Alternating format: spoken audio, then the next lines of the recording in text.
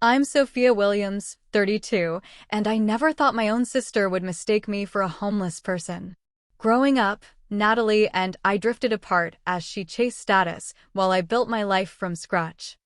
I had no idea it would become the night she'd try to humiliate me, only to discover I actually owned the very hotel hosting her $175,000 celebration. If you've ever been underestimated by family, you might relate to what happened next. Before I continue, let me know where you're watching from in the comments. Hit that subscribe button. And stick around to see how I responded when my sister's cruel joke backfired spectacularly. Growing up in a middle-class neighborhood in Boston, Natalie and I shared a bedroom with floral wallpaper and matching twin beds. As little girls, we were inseparable, building blanket forts, creating imaginary worlds, and defending each other on the playground.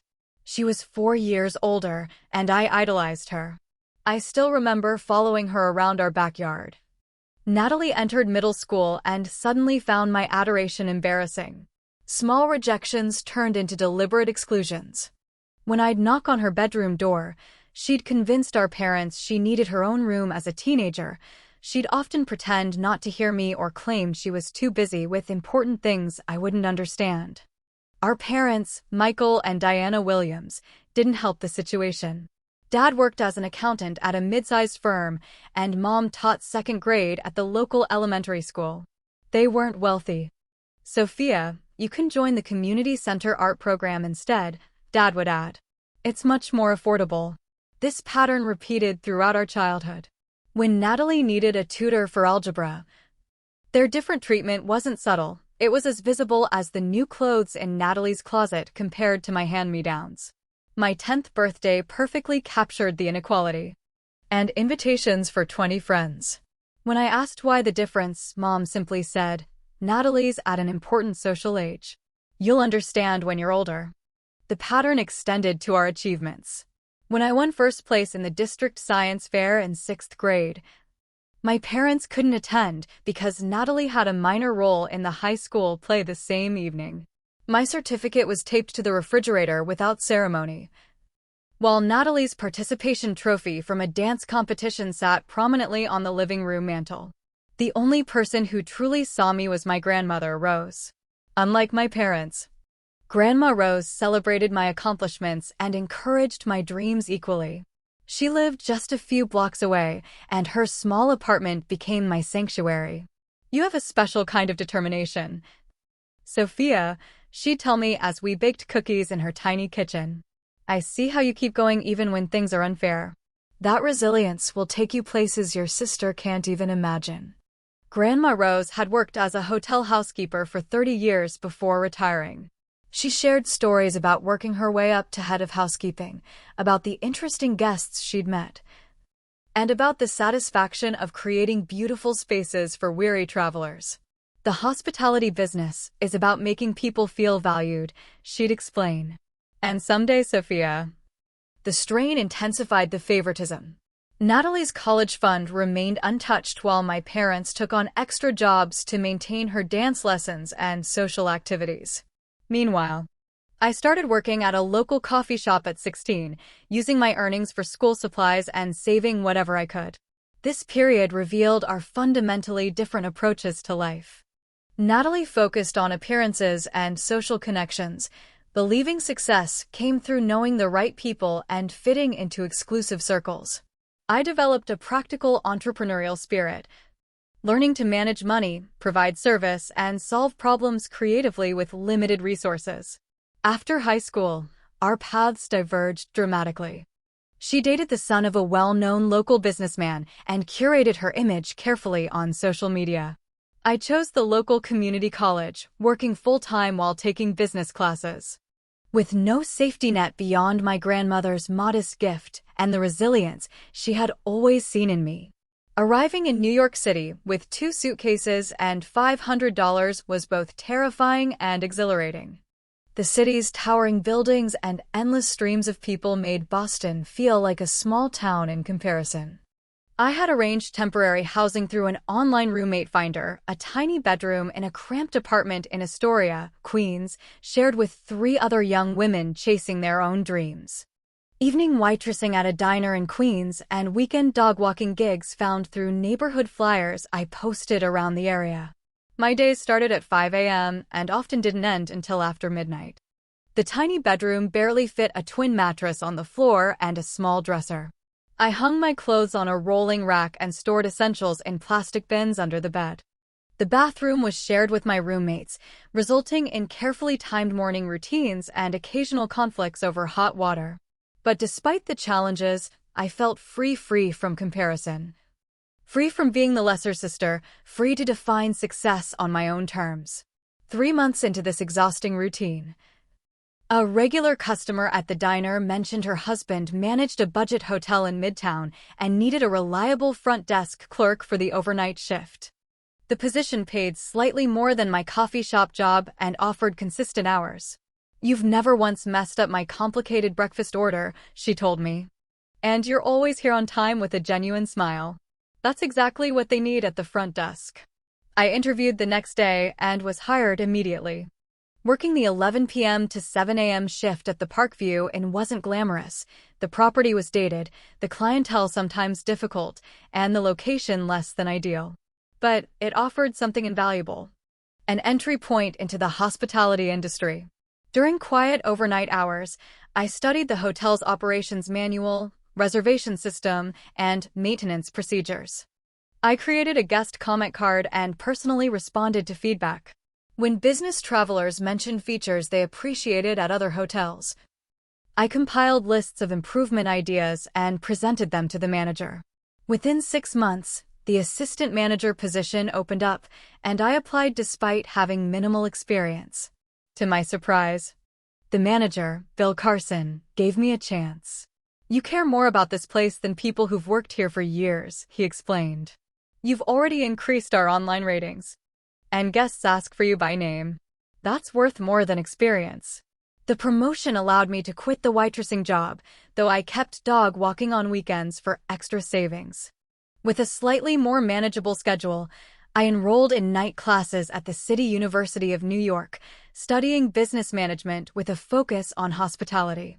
It was during a hospitality industry mixer for students that I met James Sullivan, a veteran hotel manager with 30 years of experience in luxury properties. Something about my questions caught his attention, and he offered to meet for coffee to discuss the industry further. James became my mentor, meeting monthly to review my coursework, answer questions about hotel operations, and share insights from his decades in the business. He saw potential in me that I was only beginning to recognize in myself. "The hotel business isn't just about providing rooms," he explained during one of our meetings. "It's about creating experiences, solving problems, and making people feel valued." You have an intuitive understanding of that fundamental truth. 2 years into my assistant manager role, James called with an unexpected opportunity. He'd been hired to turn around a failing boutique hotel in Chelsea and wanted me on his team. "It's a risk," he acknowledged. "The owners have 90 days to improve performance before they'll be forced to sell. But if we succeed, it could fast-track your career." The position offered only a modest raise, but provided invaluable experience working with a struggling property. Under James's guidance, I learned to analyze financial statements. The owners were so impressed they offered James a partnership stake and created a new position for me as operations director. Over the next 3 years, I absorbed everything possible about hotel management. During this time, I maintained minimal contact with my family. Monthly calls with Grandma Rose were my only consistent connection to Boston. My parents occasionally left voicemails asking why I didn't come home for holidays, but they never acknowledged the reasons I'd left. Natalie, meanwhile, had married Andrew Bennett. I watched as she crafted a public image of perfect domestic bliss and social prominence. When I turned 26, I had saved enough for a small investment opportunity. 000. Nearly everything I had saved over 7 years of working multiple jobs and living frugally. The night before signing the investment papers, I received a call from my father. Grandma Rose had suffered a massive stroke. I needed to come home immediately. The bus ride back to Boston was a blur of anxiety and grief. Grandma Rose had been my emotional anchor. My mother said flatly when she saw me, "You're too late. No hug. No sympathy for my 17-hour journey or recognition of my own loss. Just an accusation disguised as information. Natalie stood beside her husband Andrew, dressed impeccably despite the circumstances. She glanced at my wrinkled clothes and tired face with barely concealed disdain. "You could have at least changed before coming to the hospital," she whispered as we entered the room to say our goodbyes. The funeral 3 days later was small but dignified, just as Grandma Rose would have wanted. During the reception at my parents' house, conversation turned to Natalie's recent charity gala and Andrew's family business expansion. No one asked about my life in New York. When I mentioned working in hotel management, Natalie laughed. "You mean you're still checking people in at that budget place?" I thought that was just a temporary thing. Andrew joined in. "Hotel clerk is certainly a stable career choice." My parents said nothing to defend me. After the guests departed, the family lawyer asked to speak with us. To everyone's surprise, Grandma Rose had left a will with specific bequests. My parents received her modest home. Natalie got her antique jewelry collection. And I was given $75,000, nearly her entire savings, along with a sealed letter. Natalie was visibly shocked. Why would she leave Sophia that much money? She barely visited in the last few years. I didn't respond. That night, alone in my childhood bedroom, I opened Grandma Rose's letter. "My dearest Sophia, I've watched you build your life with determination and grace, never expecting handouts or special treatment. This money represents my life's savings and the proceeds from my house insurance policy. I'm giving it to you because you'll use it wisely to create something meaningful. Your sister has her husband's wealth and your parents' support. You have something more valuable, vision and resilience. I believe in you. Make something wonderful. Love, Grandma Rose." Tears streamed down my face as I read her words. The next morning, I returned to New York with renewed purpose. The $75,000 changed everything. Instead of making a small investment in someone else's project, I could be the primary partner in something of my own. With my inheritance as the down payment and my operational expertise as sweat equity, we acquired a struggling 40-room boutique hotel in Brooklyn. The property needed extensive renovations and a complete rebranding. I lived on-site during the 6-month renovation, working 18-hour days alongside contractors, designers, and staff. We created a unique concept focused on authentic local experiences for travelers, partnering with neighborhood businesses and artists to showcase Brooklyn's vibrant culture. When the Williamsburg Haven opened, it quickly gained attention for its personalized service and community connections. Travel blogs featured our property, and occupancy rates exceeded projections. We acquired a second struggling property in Manhattan's Nomad District, then a third in the emerging Long Island City area of Queens. Each property followed our successful formula: authentic local experiences, exceptional service, and deep community connections. During this period of intense growth, my contact with family dwindled further. My parents called on major holidays, conversations that rarely lasted more than 10 minutes. Natalie sent impersonal Christmas cards featuring professional photos of her growing family and their luxurious home. When I turned 30, I made a genuine attempt to reconnect. I sent thoughtful gifts for my parents' anniversary and invited them to visit New York to see my hotels. Their response was lukewarm. They were too busy with commitments related to Natalie's children and social schedule. They suggested I come home for Thanksgiving instead, where I could stay in their guest room, if it wasn't too much of a downgrade from hotel living. I declined the invitation. Meanwhile, from a distance, I watched Natalie's social media presence evolve into a carefully curated display of wealth and status. Her posts showcased charity galas, exclusive vacations, designer clothing, and her children's achievements at prestigious private schools. Every aspect of her life seemed designed to impress and intimidate. My own success continued to grow, though I kept a deliberately low profile. My company, Haven Hospitality Group, expanded to 7 properties across New York, Boston, and Philadelphia. Industry insiders knew my name, but I avoided publicity, focusing instead on building a reputation for exceptional properties and ethical business practices. Then came the opportunity that would change everything. Most notably the Grand Montclair in Boston, one of the city's most prestigious hotels and, coincidentally, a favorite venue for elite social events in my hometown. The acquisition was finalized quietly, with plans for a public announcement after a transitional period. Only key staff and industry insiders knew about the ownership change. I traveled to each property, meeting staff and learning about each hotel's unique history and culture. The week I returned from this tour, an electronic invitation arrived in my email. Natalie and Andrew were celebrating their 10th anniversary with an exclusive party at the Grand Montclair in Boston.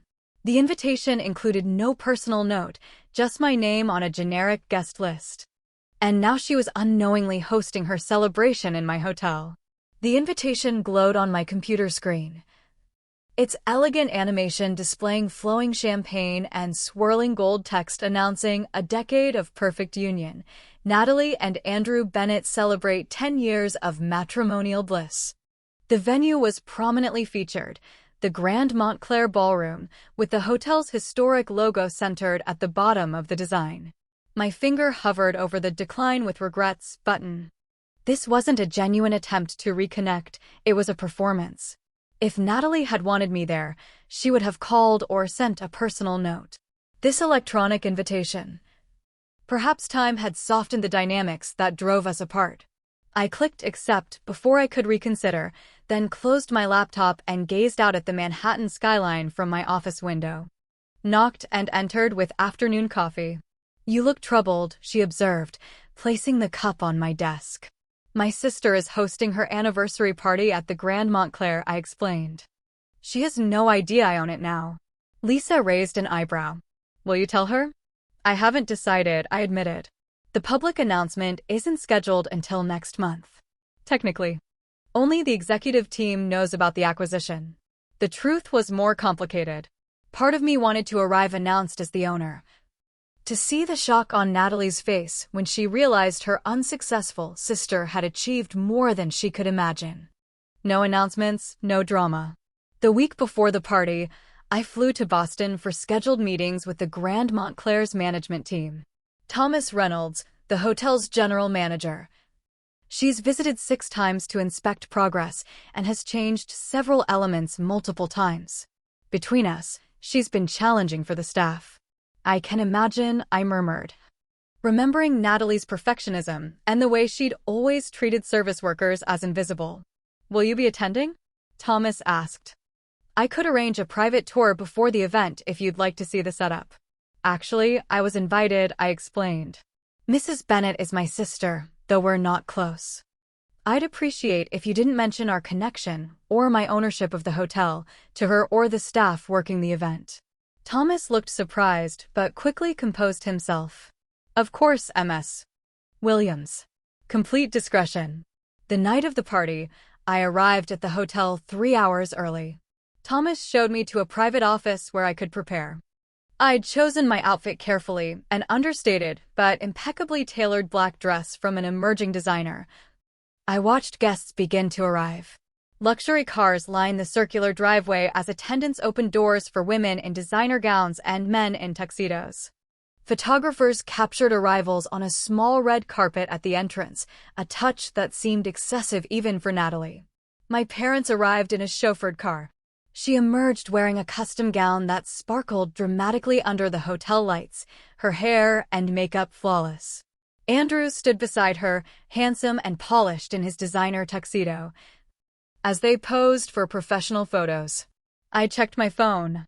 3 text messages from my mother over the past week had gone unanswered. "Will you be attending Natalie's anniversary? Please confirm if you're coming. Seating arrangements need to be finalized. We haven't heard from you. Natalie assumes you're not attending." I slipped my phone into my clutch and took a deep breath. Through the window, I could see the ballroom transforming as lighting effects created a golden glow throughout the space. Ice sculptures caught the light, flowers cascaded from ceiling installations, and champagne towers awaited guests.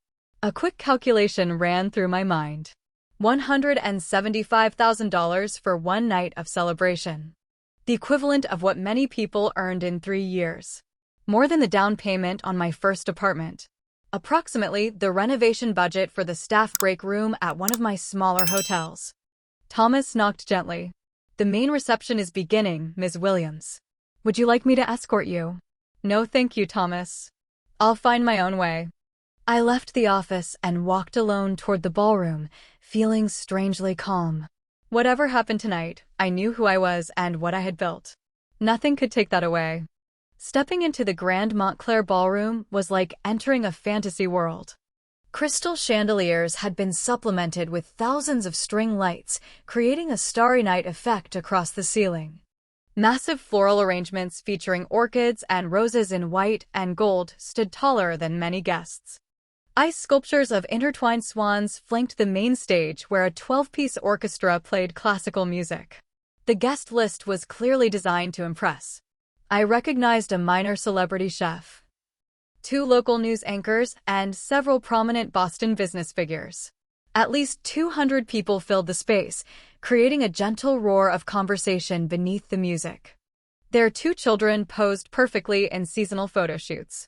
I accepted a champagne flute from a passing server and surveyed the room. In one corner, my parents stood chatting with an older couple I didn't recognize.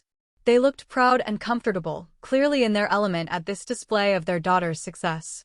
Taking a deep breath, I approached them.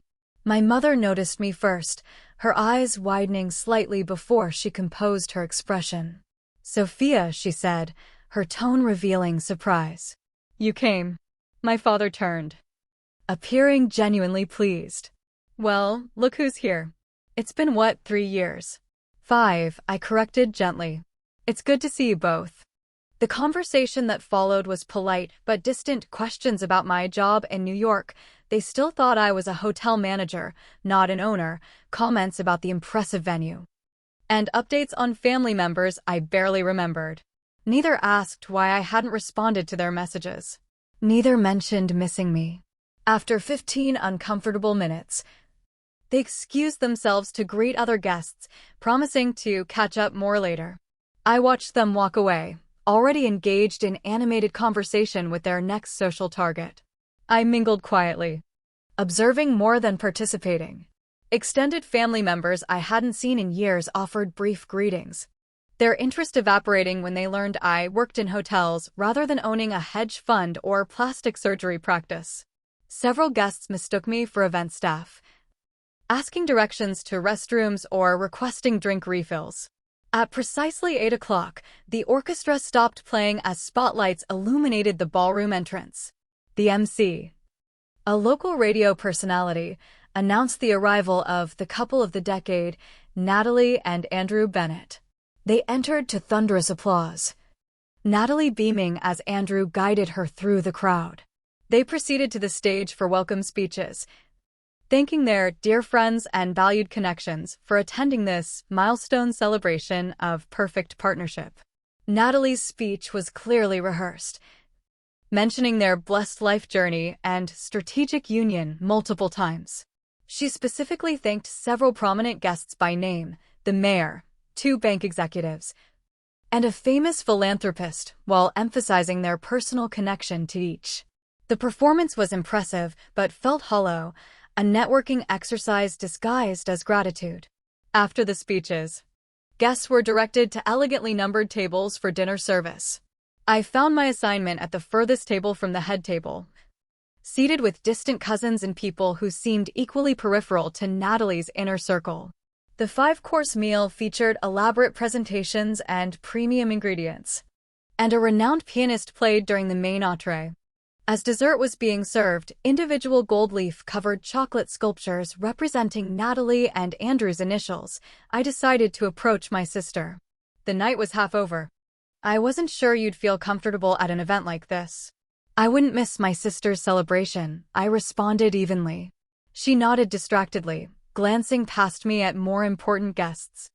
"Well, thank you for coming. I'm sure you found the hotel impressive. Quite different from the places you work, I imagine." Before I could respond, she leaned closer and lowered her voice. How did you get past security? You look homeless in that plain dress. The casual cruelty stunned me momentarily. As I regained my composure, she continued in a whisper. This party costs more than you make in 3 years, Sophia. Maybe next time spend a little more on appropriate attire. She pulled back, her public smile returning as Andrew approached. He gave me a cursory nod before whispering something in Natalie's ear that made her laugh artificially. If you'll excuse us, she said dismissively, we need to greet the Harringtons. They just donated a wing to the children's hospital. They walked away without waiting for my response, leaving me standing alone near the gift table. I took a deep breath, determined not to let her comments affect me. I'd long outgrown seeking her approval. I returned to my table, where dessert remained untouched. As I contemplated leaving early, Natalie's voice suddenly boomed through the ballroom speakers. She had taken the microphone again. Before our special anniversary dance, I want to thank the Grand Montclair staff for executing my vision so perfectly. Almost perfectly, that is. A titter of laughter rippled through the crowd. I've just noticed there seems to be some confusion with our guest list. Security was supposed to be tighter.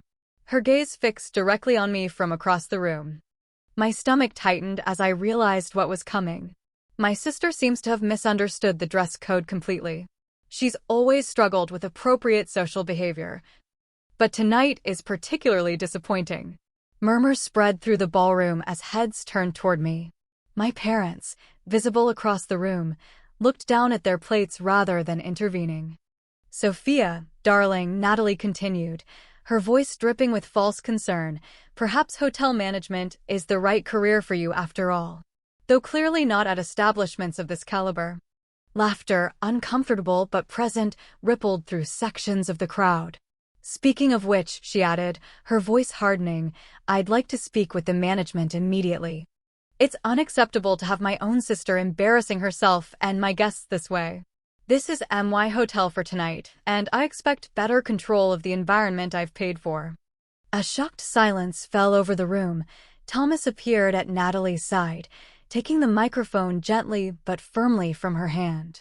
Mrs. Bennet, he said with perfect professional courtesy. She clearly doesn't belong. Thomas continued smoothly. In fact, Ms. Williams has every right to be here. Not just as your invited guest, but as the owner of the Grand Montclair Hotel and the entire Montclair Group. Complete silence fell over the ballroom. 200 faces turned toward me in unified shock. Champagne glasses froze midway to lips. The orchestra members stopped adjusting their instruments. Even the servers paused in their movements.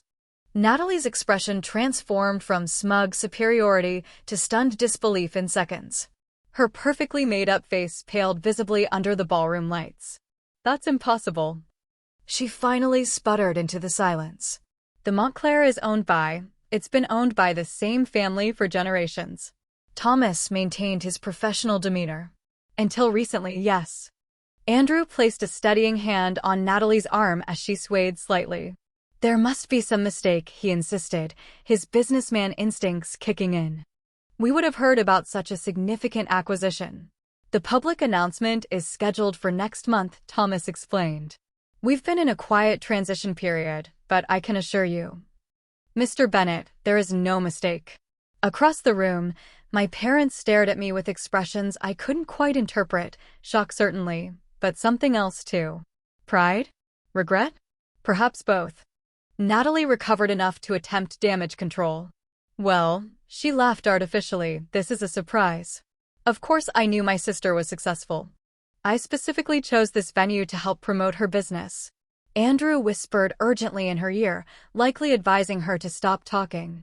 Too late, her fabrications were obvious to everyone. I remained seated at my distant table, making no move to stand or draw further attention. This moment wasn't about humiliating Natalie, it was about truth finally emerging naturally. Thomas returned the microphone to its stand and stepped away from the increasingly uncomfortable scene. Guests began whispering among themselves, the revelation providing irresistible gossip fodder. After a painful silence, the orchestra director, sensing the need to move forward, signaled his musicians. Music slowly filled the room, providing welcome relief from the tension.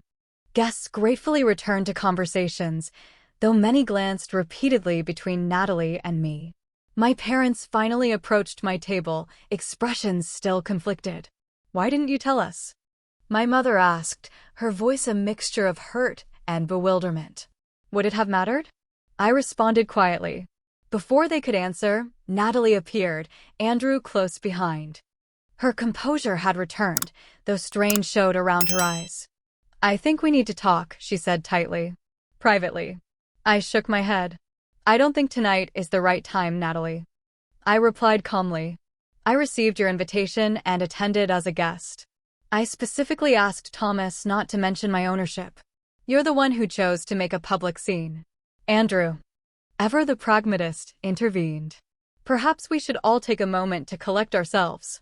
The guests are watching." Indeed, despite the music and resumed conversations, many eyes remained fixed on our family tableau. "I own the hotel," Natalie said loudly, clearly intending to be overheard. "I understand everything now. You're jealous of my life, my success." I suggested. "Because I'm just your unsuccessful little sister? The one who wasn't worth your parents' attention or investment." The words came out more bitterly than I'd intended. Years of dismissal and underestimation crystallized in that moment. My father stepped forward. "Sophia, we had no idea. You never told us. You never asked," I interrupted gently. "Not once in 13 years did you ask about my business or my goals. You assumed I was struggling because that fit your narrative." My mother's eyes filled with tears. "We thought you were just working as a hotel manager. We worried about you." "Did you?" I asked. "Or did you just compare me to Natalie and find me lacking?" No one answered. The truth hung between us, too uncomfortable to acknowledge directly. Natalie, unwilling to cede the spotlight even now, tried again. "Well, obviously we're all very impressed with your surprising success. Now, if you'll excuse us, Andrew and I need to attend to our guests. It is our anniversary party, after all." She turned to leave, then paused. "Though I have to wonder about the timing of all this. Seems convenient that you'd acquire this hotel just before our celebration." I shook my head. "Natalie, it really is beautiful." As they walked away, Andrew guiding a still fuming Natalie back toward their prominent guests, I quietly excused myself from my stunned parents. "I think I'll get some air. We can talk tomorrow if you'd like." Instead of heading toward the balcony, I slipped out a side door and made my way to the hotel's management offices. Thomas was there, reviewing the event's financial documentation.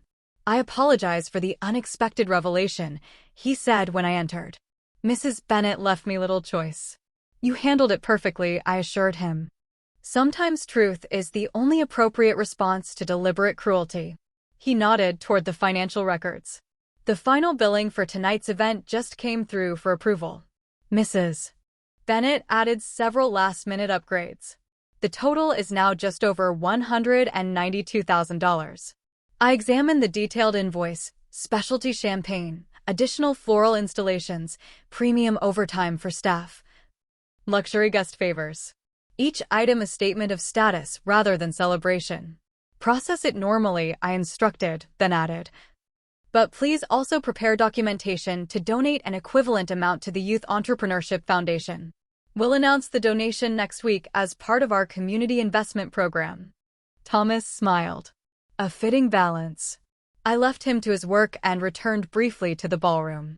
The party continued, though the atmosphere had subtly shifted. Guests still danced and drank expensive champagne, but many now watched me with newfound interest as I moved quietly toward the exit. My sister stood at the center of her carefully orchestrated celebration, Andrew at her side, both pretending the evening was proceeding exactly as planned. But her frequent glances in my direction revealed the cracks in her composure. As I stepped out into the cool Boston night, I felt no triumph or vindication, only a sense of clarity. Success hadn't changed Natalie, it had only amplified who she already was. And perhaps the same was true for me. 1 week later, I sat in my penthouse office overlooking Central Park. "The announcement of the Montclair acquisition has generated significant coverage," she reported, placing a folder on my desk. "The business press is particularly interested in your background story." I scanned the headlines: hospitality's hidden powerhouse, how Sophia Williams built a hotel empire, from front desk to corner office, the Haven Hospitality success story. Montclair acquisition positions Haven as industry leader. None mentioned the scene at Natalie's anniversary party, though industry insiders had certainly heard rumors. I had instructed our PR team to focus exclusively on the business aspects of the acquisition. Family drama had no place in corporate communications. My phone had been active since returning from Boston. Dozens of messages from distant relatives and former acquaintances suddenly remembering our connection. Several business associates congratulating me on the acquisition. And, most notably, multiple attempts at contact from my immediate family. My parents had left 4 voicemails, each progressively more conciliatory. The most recent, from yesterday, featured my father's voice. "Sophia, we've been doing a lot of thinking since the party. There are things we need to say to you, things we should have said years ago. Please call us when you're ready." Natalie's approach had been less direct, but equally persistent. First came connection requests on professional networking sites. Then carefully crafted social media posts subtly highlighting our relationship, so proud of my brilliant sister's accomplishments, accompanied by old family photos I barely remembered. The most transparent attempt came yesterday, an interview with a local Boston lifestyle magazine where she mentioned being from a family of successful women and claimed she had always encouraged my sister's business ambitions, even when our parents worried about her risky career choices. The fabricated narrative was both amusing and sad. Natalie seemed constitutionally incapable of acknowledging her behavior or offering a genuine apology. Instead, she was attempting to retrofit history, positioning herself as my supporter rather than my detractor. After careful consideration, I decided to respond to my parents first. We arranged to meet at a simple coffee shop near their home during my next trip to Boston, neutral territory rather than their house or my hotel. The conversation was initially awkward, surprising me with his directness. "We made mistakes, Sophia. Serious ones. We're trying to understand why, but that doesn't excuse what happened." The acknowledgement, however belated, felt significant. We talked for nearly 3 hours, unraveling decades of family dynamics. There were tears, difficult admissions, and moments of genuine connection. No single conversation could heal all wounds, but it was a beginning. As for Natalie, I chose a different approach. Rather than confronting her fabricated narratives directly, I sent a simple email. The program provided education funding, mentorship, and internship opportunities within Haven Hospitality properties. Grandma Rose's belief in my potential would now extend to others who needed someone to see their value. As the months passed, I found myself reflecting often on the journey that had brought me here. The painful rejection that had pushed me to leave home. The years of exhausting work and careful saving. The mentors who had recognized my potential when my family couldn't see it. The risks taken and lessons learned along the way. Success hadn't come from proving my worth to those who underestimated me. It had come from believing in myself enough to build something meaningful. Regardless of who was watching, the greatest wealth in my life wasn't the properties I owned or the company I'd built. It was the authentic relationships I'd formed, the community I'd created, and the freedom to define success on my own terms. I had found something my sister, with all her status symbols and social positioning, still seemed to be searching for. About recognizing that family is important but doesn't define your worth. About writing your own story when others try to assign you a supporting role. So what about you? Have you ever been underestimated by those who should have believed in you most? Have you found the strength to build your own path despite others' limited vision of your potential? Share your story in the comments below. Sometimes our greatest growth comes from the moments when others fail to see our value, because those are the moments when we learn to truly see ourselves. If this story resonated with you, please hit the like button and subscribe to hear more journeys of resilience and self-discovery. And remember, success isn't about proving others wrong. It's about proving yourself right. Thank you for listening, and may you find the courage to build your own definition of success, whatever that means for you.